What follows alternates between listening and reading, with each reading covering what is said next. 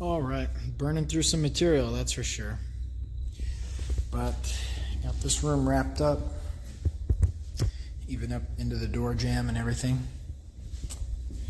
And I just propped that baseboard up just to, I just want to kind of see the color. It's going to look good for sure. So I brought up all the baseboards, all the door case moldings.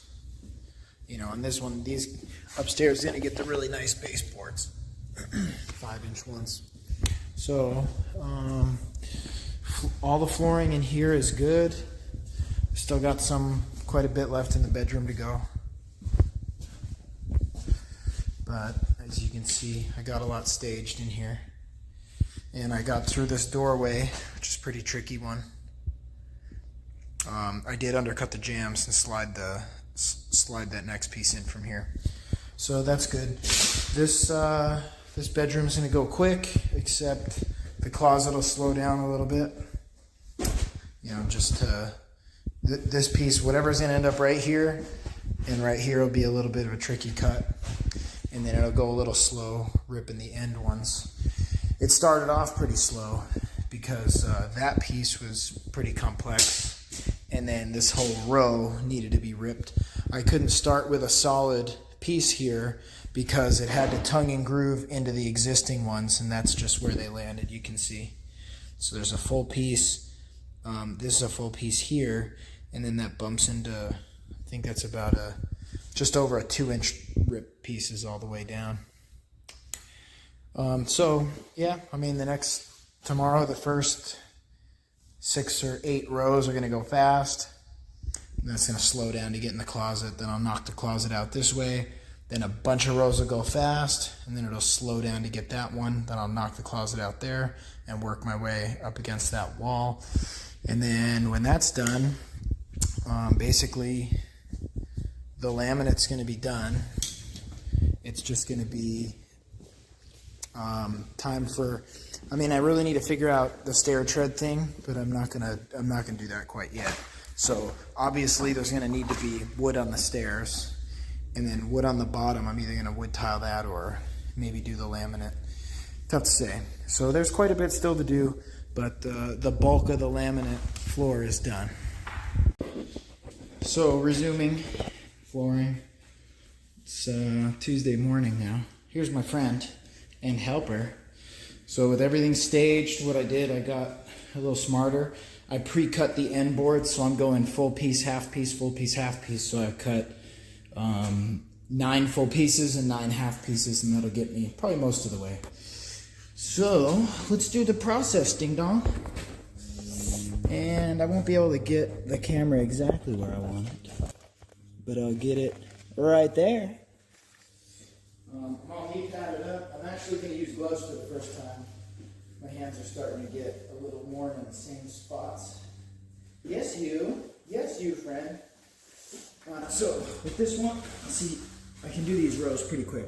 With this one, starting with this full piece in the corner, bump just like maybe 1/8 of an inch off the wall, which is a tighter gap than normal, but that's kind of where I want it. So got the first piece in. Next, full pieces, up and down, push the next 2 all the way. There you go. So we're basically 4 full pieces to get across the room. Just a nice little short run. I'll knock it out. Hi, that's a glove that you're chewing on. Kind of saving time by bumping them with my hands. That's also why I'm not wearing the gloves. So, just getting them lined up in the tongue and groove.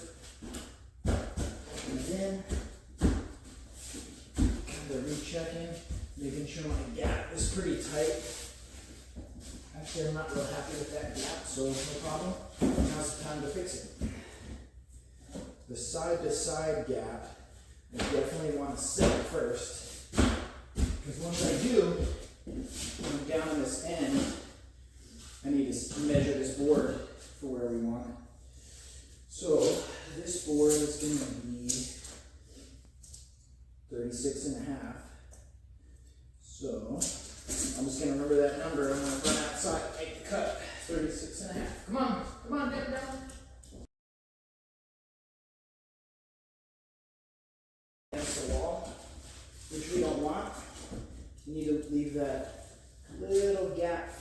expansion and contraction with temperature and humidity. So, get this in there, bump it in.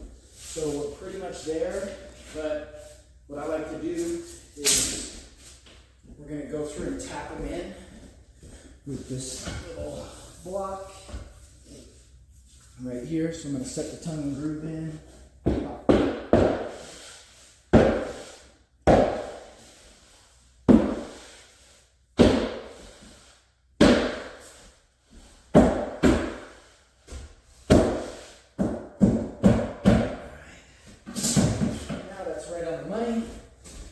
And because I've got my next half board pre-cut, I can pop it right in there quick with just a little 1/8 inch or so clearance.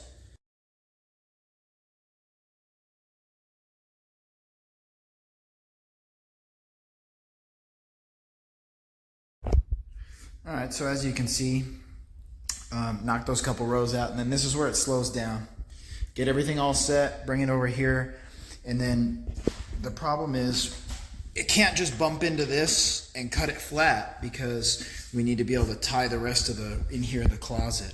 So basically I like to get it kind of locked in place, make sure it's nice and parallel, and then I'm going to hold my square and I'm going to just come off the wall a little less, about that much, and then I'm going to make some marks. And I really should be doing it with Sharpie, but my helper stole the Sharpie out of my pocket, took off with it, so I don't know where it is. So I'm just going to make a little pencil mark. I really need 2 hands, but I'm going to make a pencil mark at least to demonstrate. And then I'm going to do the same thing here on the back side, right against the wall, and back off a hair, because we need that little bit of gap for the floating floor. A little tighter. I'm going to make a mark.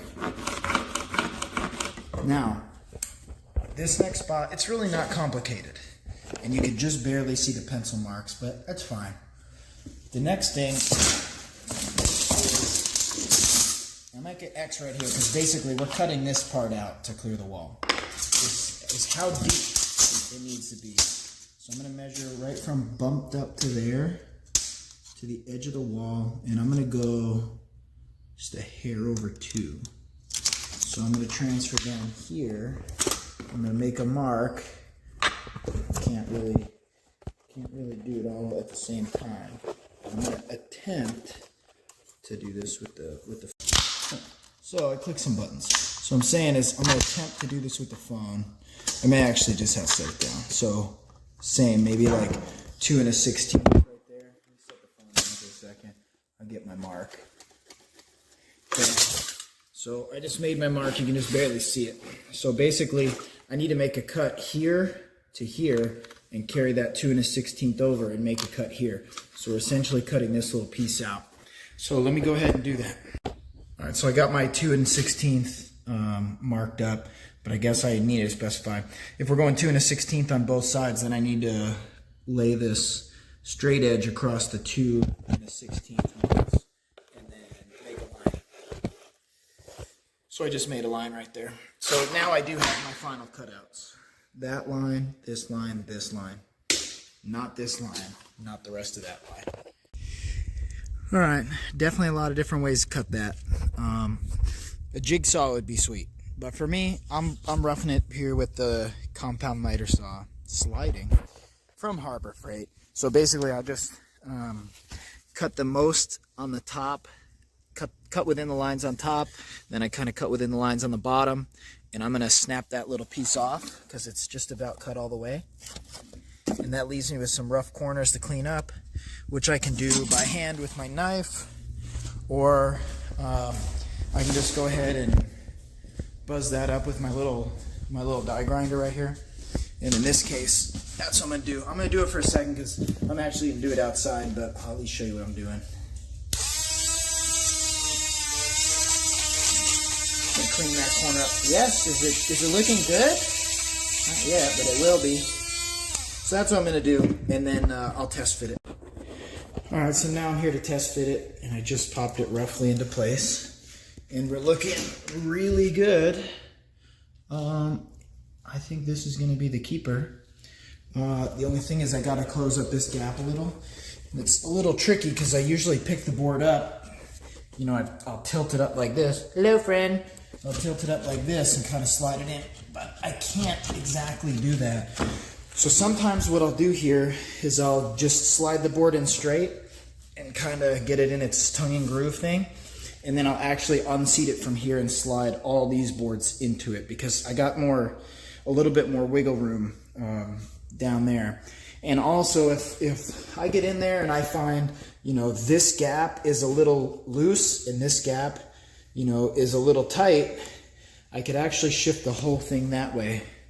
You know, because as long as we're not going to be touching the wall and it's going to leave a smaller gap in the baseboard, you know, you got a little bit of wiggle room there. As you can see, each of these are slightly different, but will all easily hide behind the baseboard. So let me get that one fit and then we'll continue.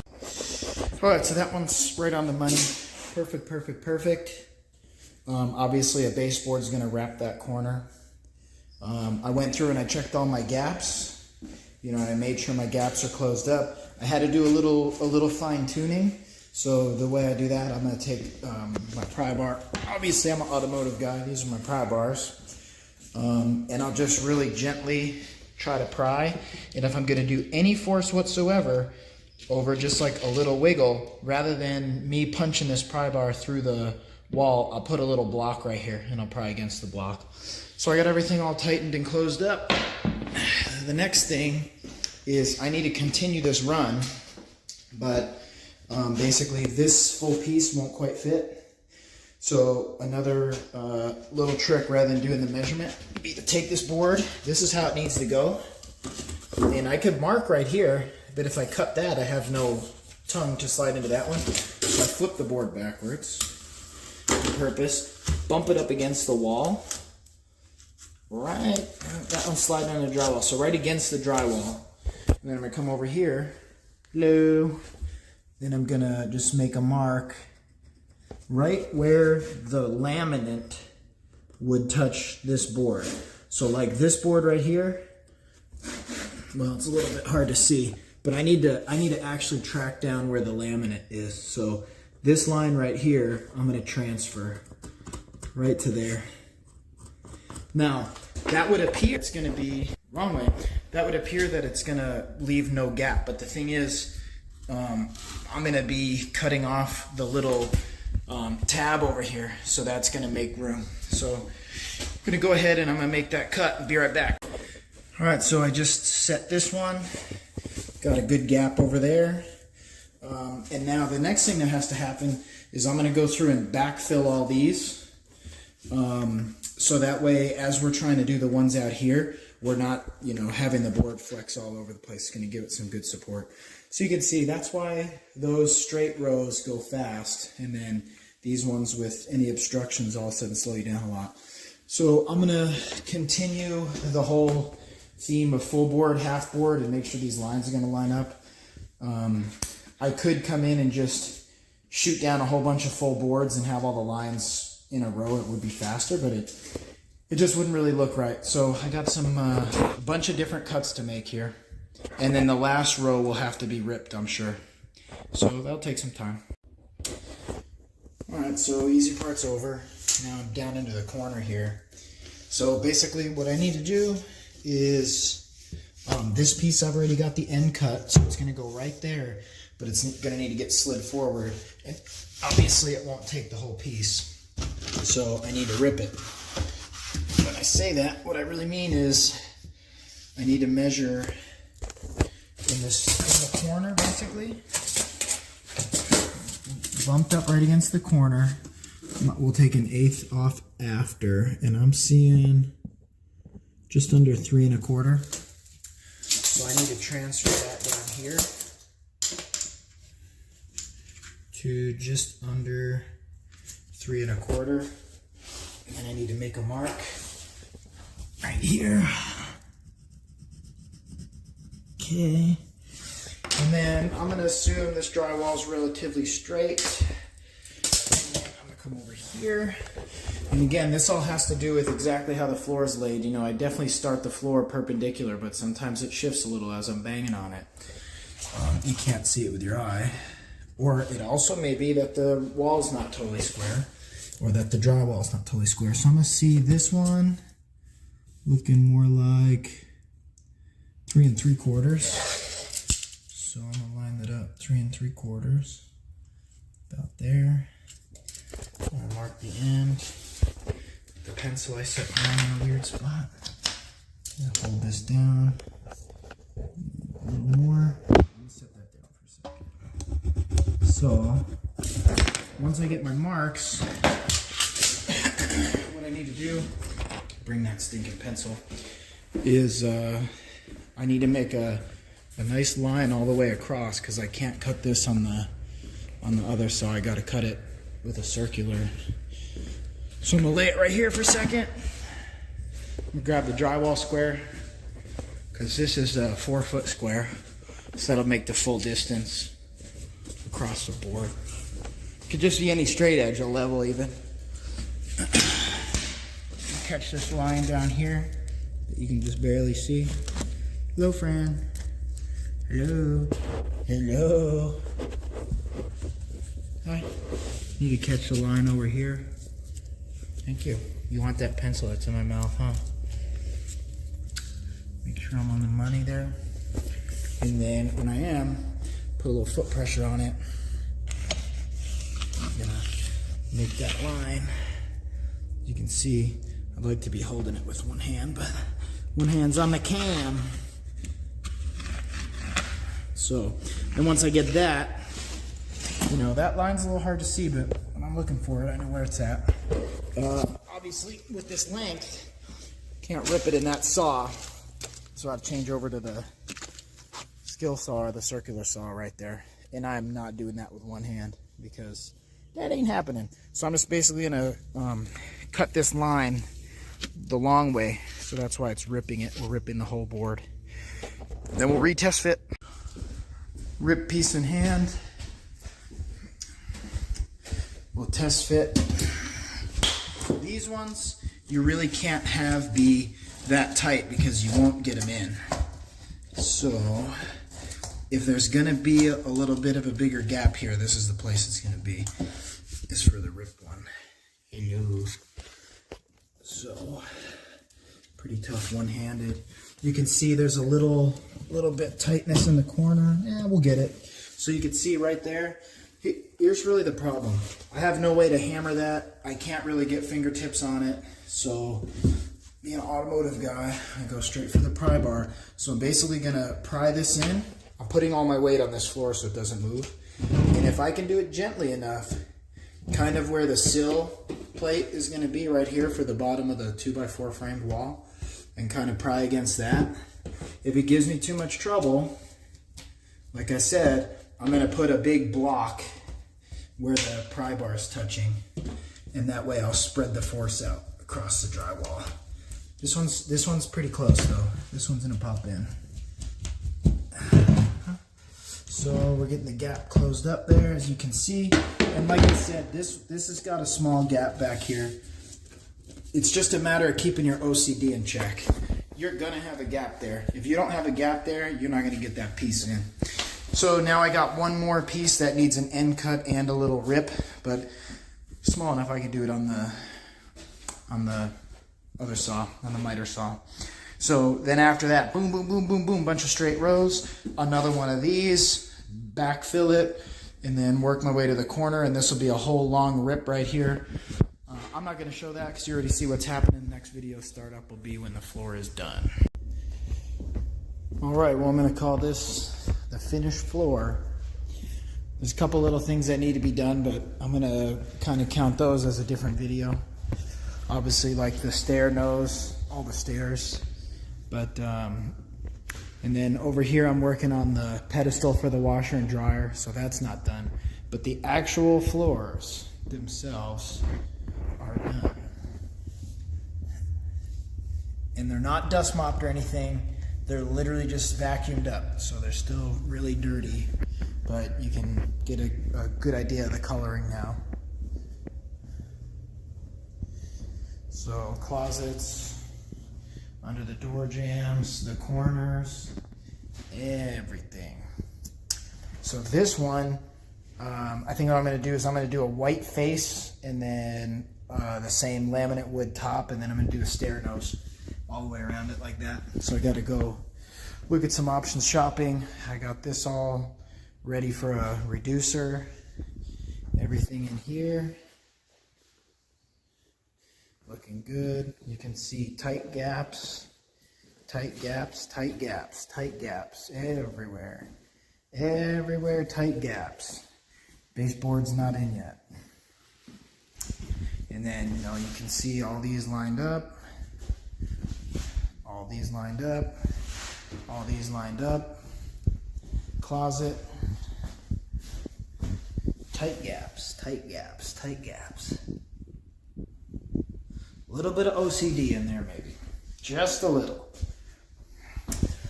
I was using this to make it so I could push against it without the floor shifting. So that there is the floor. Pretty happy with the product. And that was the Mohawk rustic spiced oak, and it's a 24-hour water resistant. So there you go.